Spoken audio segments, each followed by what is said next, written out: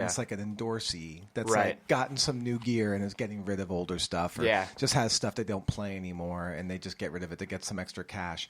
And like, I just broke 2 cymbals in the last couple of months because I've been recording a ton in here, and I tell my wife, I'm like, I just need one of those deals to come back up again, and I'll just like replenish my stock. I just need like to pick up like 5 or 6 crash cymbals and maybe a new pair of hi-hats, and I'd be set, Yeah. And then like the next day, boom, guy out of Palmdale, Peisty and Dorsey, has a whole bunch of them, and I drive up to his house that night. I think it was like last Monday or Tuesday. I drove up to Palmdale and bought all these cymbals off of him, and I'll be fine for like another 7 or 8 years. Oh yeah, I'm good. Yeah, I always ask people when they're buying gear to buy used gear, and I think the main reason for that is I think that each piece of gear you get has a story to it. Totally. And so maybe that cymbal, maybe that guy played his favorite gig with that cymbal, and then you have that kind of mojo. Like I don't know, I feel that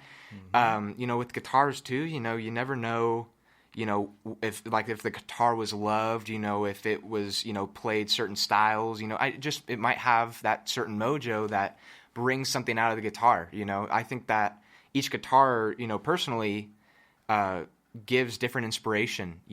Like I can write a certain style of music on one guitar, or a certain style on the other guitar. It's all, I feel like, mojo kind of thing with them. Totally. I mean, as someone who practices Oriental medicine, I obviously have a strong feeling about the idea of chi and energy and how it's transferred and how it lives in things.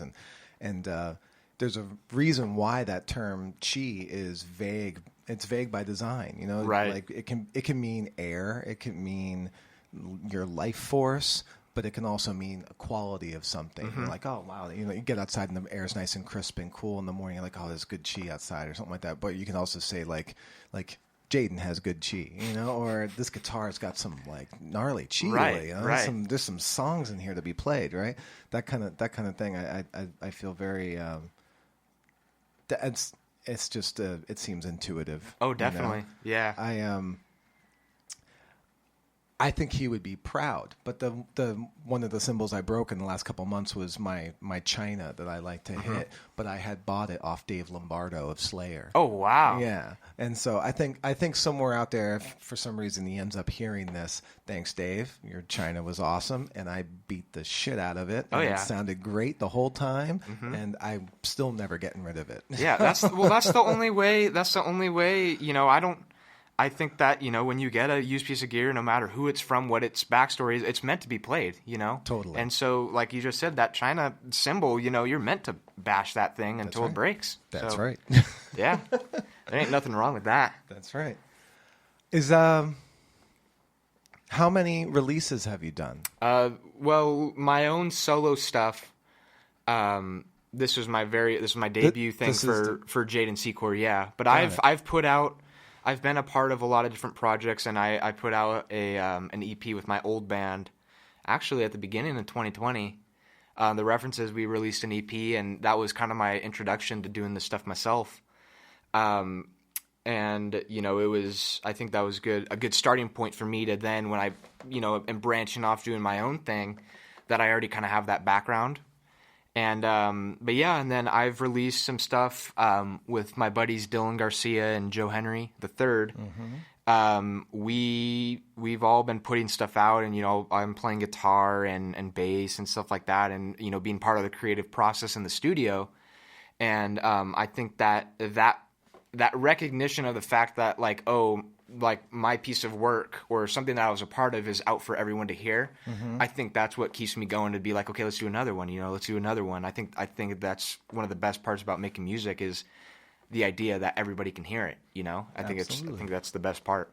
Recordings are legacy. Oh yeah. It's like my dad passed like 8 years ago, and the only things I really have of him that, if I'm going to try to tell a story with any sort of like collateral to it, are like news articles, maybe about, him being a businessman in the area that I grew up in, Pennsylvania, or some photos, a couple photos of him like in the Navy in the 50s and things like that. But but not that much. And one thing I really regret, and a big motivator behind doing this podcast, is that I don't have a lot of like audio of him. Like I look through, and I'd be hard pressed to find stuff where I can go back and hear his voice and like what he sounded like. You know? And that you don't realize how important things like that are to, you know, keeping a memory fresh of somebody that's important to you. You know? Right. And I feel really proud, and I know you do too, that as we go on in life, we start to have this catalog of who we are. Yeah. You know, the music, your music you create. I've made lots and lots of music, and I love it all. And and the side of that is I don't get people who say, "Yeah, I never listen to my own stuff." And I'm like, why? You know, like that's my favorite stuff. Is like it better be, otherwise what the hell am I doing? You know, like I better like what I'm doing. Yeah. And I like listening to myself. It doesn't bother me at all. I enjoy my music. Tell me about the references. So the references was me and two of my buddies. We started. It was kind of like a surf rock / punk rock / rock kind of band that we started like towards the end of middle school, going into high school. Really? Yeah. That's early on. Yeah, really early on. You know, we would jam in like the band rehearsal room in middle school during lunch. You know. Wow. I remember. That's a cool middle school. Yeah, I went to Cabrillo Middle School, and Mr. Bacali, shout out to him. You know, he was very, supportive. You know, as well as with my, I played trombone in middle school, and so that's how Me too. That's awesome. Yeah, and that was my first like instrument playing with other people. I played piano and trombone. Yeah, that's awesome. Yeah, so so we you know, and I don't think the funny thing is I don't think I took it as seriously as I think I should have. You know, we had lived in Ventura for 10 years. I'm sorry.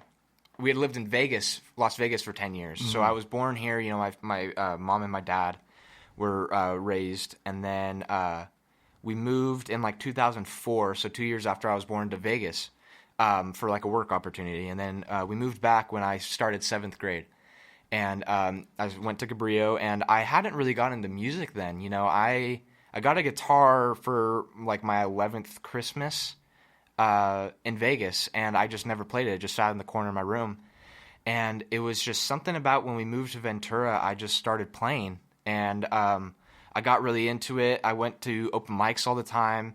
Really? Yeah. I just started going to open mics, and I would be bettered, and I would learn a lot from the older musicians there that would play. Absolutely. And I think I really got my knack for blues music there. You know, of just playing blues, because it was kind of a universal kind of music to play. Like everybody would know the 12 bar, you know, the 1-4-5. And, you know, anybody could go and play, and, you know, it wasn't like a set song. You could sing, you know, millions of blues songs over the 1-4-5 progression, you know, 12 bar. And so that learned a lot for me. But basically what I'm trying to say is, you know, that was right at the start, 7th grade, 8th grade when I was playing trombone. That was right at the start of my music career, I guess you would say. Yeah. And I didn't take it as seriously as I think I would have. I mean, if I was back in my shoes again, I would definitely, you know, strive to be the best trombone player ever. Right. But yeah, so I basically the references, we were in the band room, and I remember the first memory was playing like the school bass, and I was playing like "Killing in the Name of" by Rage Against the Machine. Yeah. And my buddy just hopped on drums, and then, you know, from that point on, we were like, let's start a band, you know? And, you know, we'd practice in his garage. We'd basically just play covers like Black Flag and AFI. Awesome. Yeah, that kind of stuff. And it's weird to like say that, and like now I'm playing like folk, you know, blues music, country kind of stuff. But yeah, we did that, and that got me into the kind of the music industry around here, you know, around Ventura County. And, you know, we would play shows. Our first show was at the E.P. Foster Library in Ventura. It was called the Topping Room. And it was basically, there's this big room that they would hold like book clubs and stuff like that in there. I'm part of the Ventura County Poetry Project. Oh, and awesome! We have poetry readings there. Yeah. So shout out to the VC PP. Oh yeah, go for it. But that was our first show, and you know, it was it was really fun, and there's a couple videos of that show that like I look back on, and I'm like, wow, like that was my first like show. Like it was insane for me, and it's crazy to think, going from there to how I am now, of how much I've grown.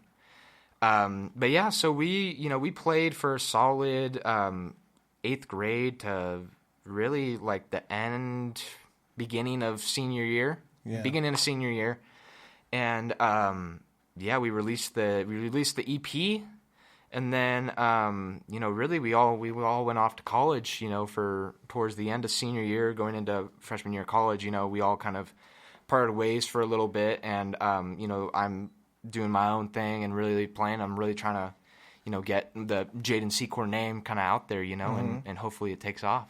So gotcha. So it wasn't like it just kind of fizzled? A little bit, yeah. There's still, we still chat, and we talk about jamming and practicing and maybe doing like doing in like air quotes like a reunion show kind of thing. Right.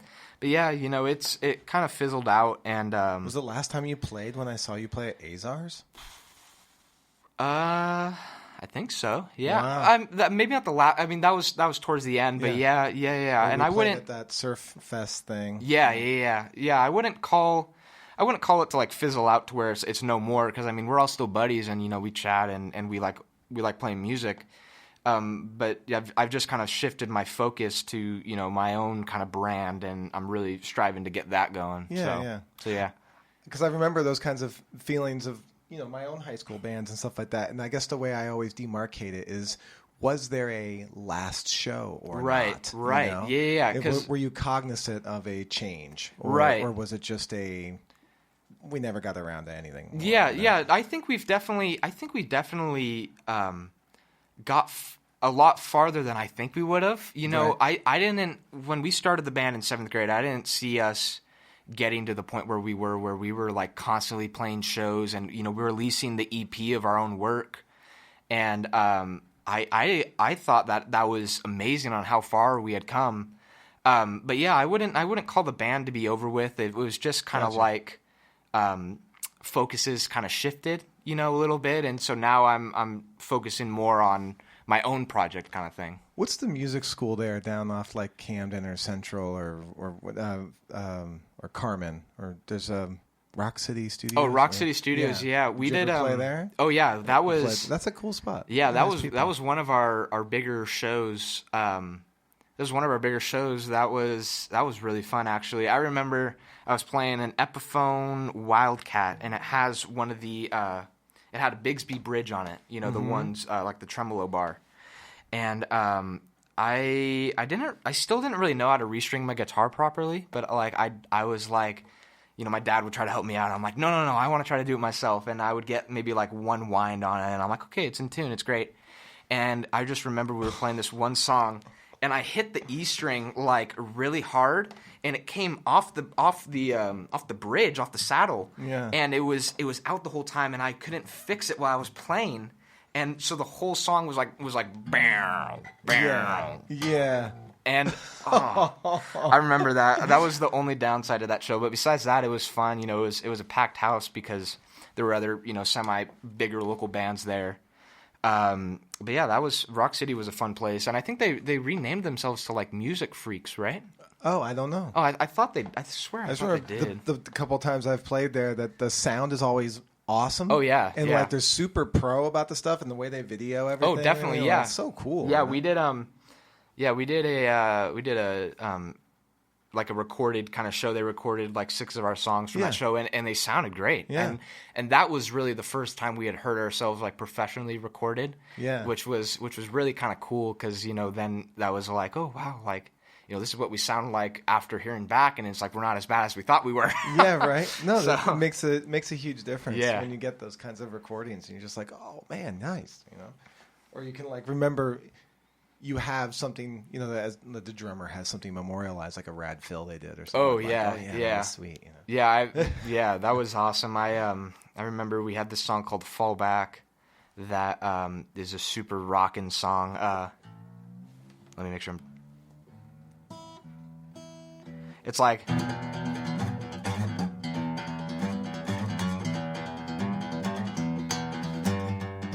like with the bass intro, and it's really a rocking song. And my solo on it, it was really the first time I'd used the wah pedal like